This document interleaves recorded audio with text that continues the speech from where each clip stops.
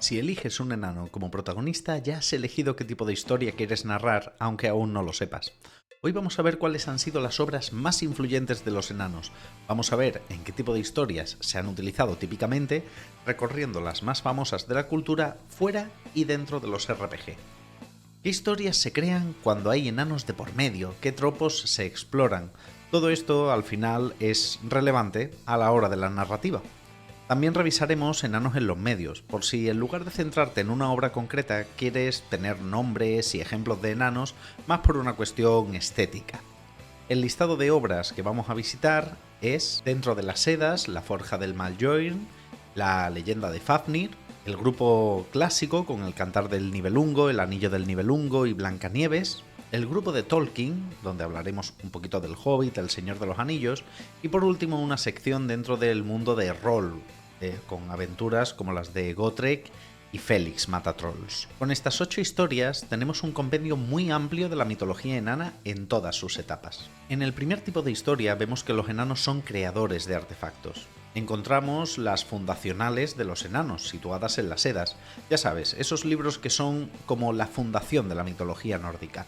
Aquí pasamos de puntillas en el primer vídeo cuando hablamos de qué saben hacer los enanos. Las historias de los enanos se centran en llevarles material o hacerles favores para que ellos puedan fabricar un artefacto en cuestión. Así, el primer grupo de historias será creadores de artefactos. Estas historias las vas a ver repetida continuamente, y es que en un mundo de fantasía un enano es ideal si quieres no dar muchas explicaciones sobre cómo se crea un objeto. Esto es así porque, haciendo referencia a su comportamiento hosco y a su tendencia racial a mantener un secretismo igualmente adusto, incluso si un enano se lo pide a otro, es muy probable que no sepan entre ellos cómo se están fabricando determinados tesoros. Como ejemplo de estas historias tenemos La Forja del Martillo de Thor. Es una breve historia donde Loki le corta el cabello a Sif, la esposa de Thor. Como consecuencia de esto, pues le van a matar, porque otra cosa no, pero Thor tiene muy mala leche. Así que, sin quererlo ni beberlo, mi pobre angelito Loki se ve envuelto en un lío, y se le ocurre hablar con los hijos de Ivaldi, un enano, y les pide unos artefactos. Cuando tiene estos artefactos, va a ver a Brock y a Sindri, otros enanos que seguramente te suenan del God of War, y les dice: oye, ¿a que no hay huevos a mejorar esto que ya me han hecho los otros? Estos hermanos le dicen del tirón: claro que lo mejoramos, pero ojo, porque si conseguimos mejorarlo, a cambio nos quedaremos con tu cabeza. Y claro, Loki accede. Ve que realmente están creando objetos claramente excepcionales, decide sabotear la propia creación, lo que provoca que el martillo tenga el mango mucho más corto de lo que debería ser. Por eso el martillo de Thor tiene ese tamaño. Los hijos de Ivaldi fabricaron una nueva cabellera para Sif, que crecía como una normal, la lanza de Odín y un barco mágico, mientras que Brock y Sindri forjaron un jabalí dorado, un anillo para Odín y el martillo de Thor. Como ves, en un solo mito tienes ya 5 elementos de referencia: Ivaldi, sus hijos, que no se conserva su nombre, Brock y Sindri. Y todo lo que hacen es fabricar artefactos, lo que explica este primer arquetipo, la creación de artefactos. Luego vendría la historia de Fafnir, también contada en las Edas. Esta historia es particularmente llamativa porque en ella nos encontramos un enano que traiciona su honor.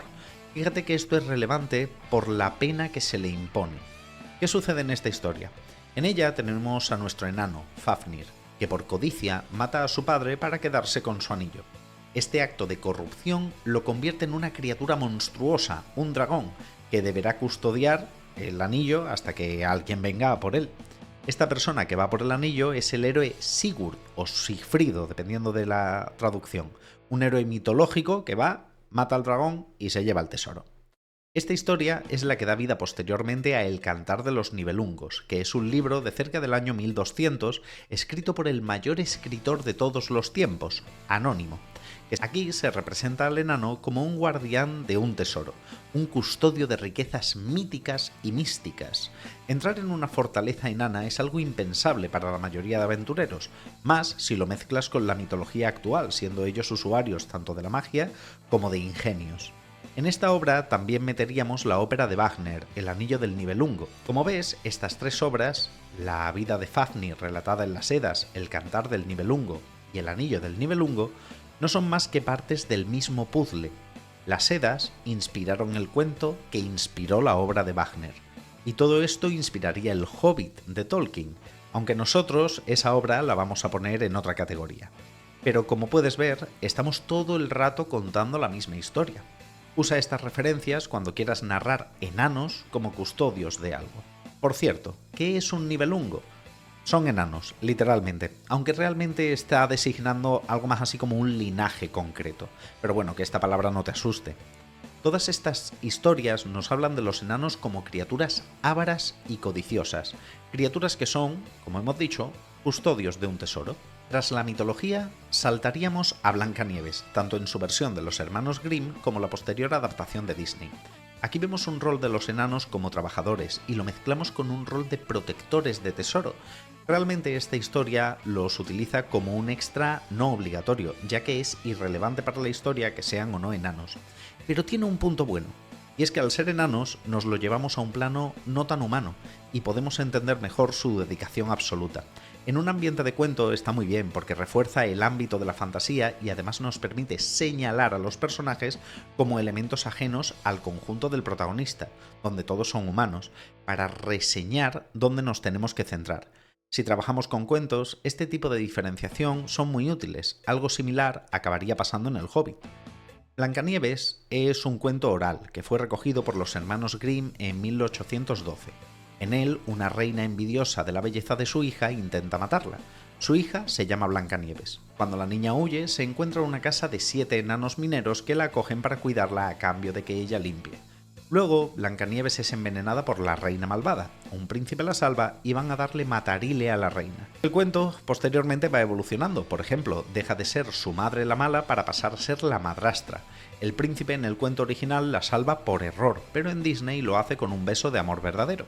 Y demás cambios que, bueno, no afectan a los enanos, así que nos los podemos saltar. Si quieres que haga repaso de obras clásicas, déjamelo en los comentarios, porque la verdad es que es algo que me llama bastante la atención, lo que no sé si a vosotros también. Oye, ¿y por qué es importante en este cuento que sean enanos? Bueno, como hemos dicho, realmente es un efecto lateral, podrían ser otra cosa, pero sí que es verdad que aporta algo. Es una decisión funcional desde la perspectiva de la narrativa. Ponte en la mentalidad de la época y verás que al poner a enanos consigues que automáticamente se acepte que no va a haber, por ejemplo, una tensión romántica entre los enanos y Blancanieves. Son seres diferenciados y que permite tener un foco narrativo. Al ser 7 se da mucha sensación de protección y como son enanos, se sabe que son trabajadores. Si hubieran sido duendes o gnomos, pues otro gallo habría cantado, porque el arquetipo es distinto. Al ser enanos se refuerza también la sensación de cuento, ya que se están añadiendo elementos fantasiosos.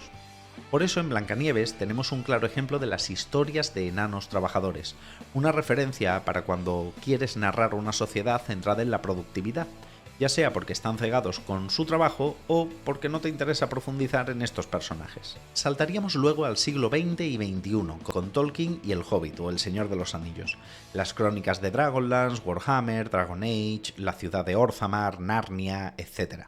Aquí vemos un par de tropos más que son interesantes, el de la búsqueda del hogar o búsqueda de la identidad.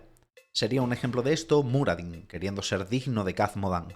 Los enanos están ligados a su tierra, tanto que tienen un enorme sentimiento de nostalgia y deber hacia la piedra que los vio nacer. De ahí que sea una figura ideal para explorar temas como quién soy yo fuera de mis raíces o la importancia de tener un hogar. Muradin Barbabronce o Bronzebeard es príncipe de Forjaz, dentro del universo de Warcraft. No vamos a distinguir entre Warcraft y WoW, ¿de acuerdo? Todo es lo mismo.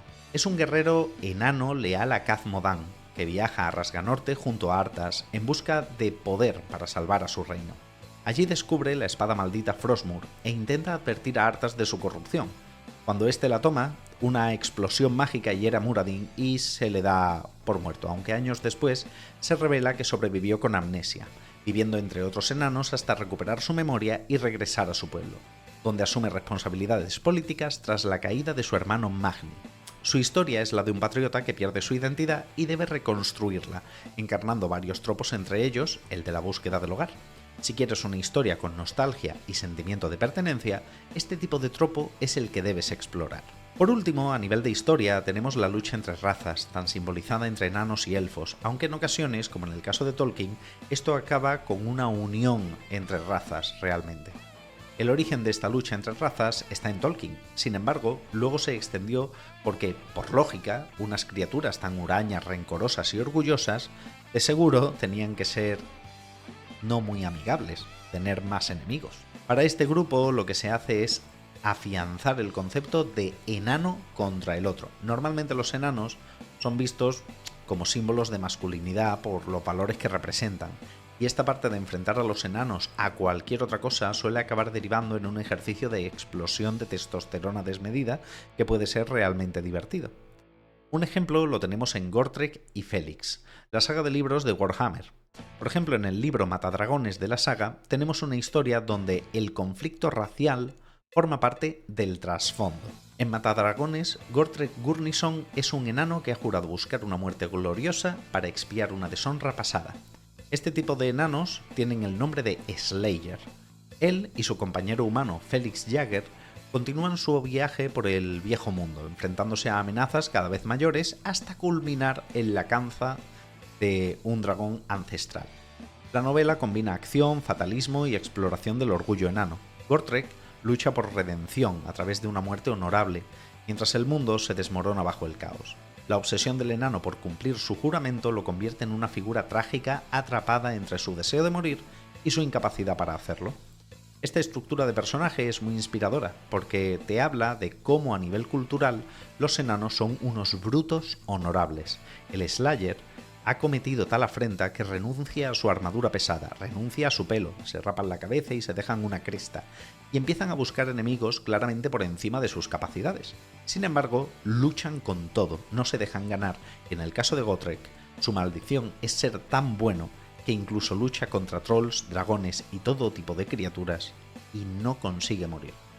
Como ves, la trama no tiene nada que ver con pelearse con elfos, simplemente es algo que está presente durante toda la novela, porque este tipo de trasfondos genera contraste entre el personaje y el entorno, lo que permite que su personalidad brille más, resalte.